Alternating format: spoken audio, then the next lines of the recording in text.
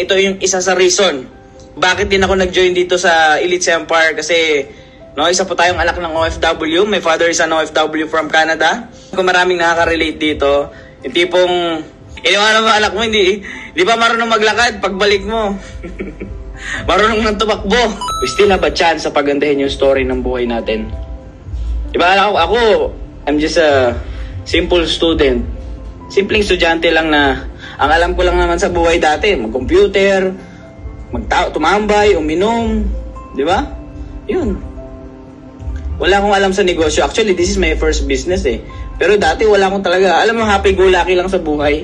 Tayo ang may hawak ng lapis natin kung paano natin papagandahin yung story ng buhay natin. Habang nabubuhay ka, still have a chance para pagandahin yung story ng buhay mo. Kaya yung ginawa ko tong Elite Empire, alam nyo, because of this, from gamer, I became a millionaire.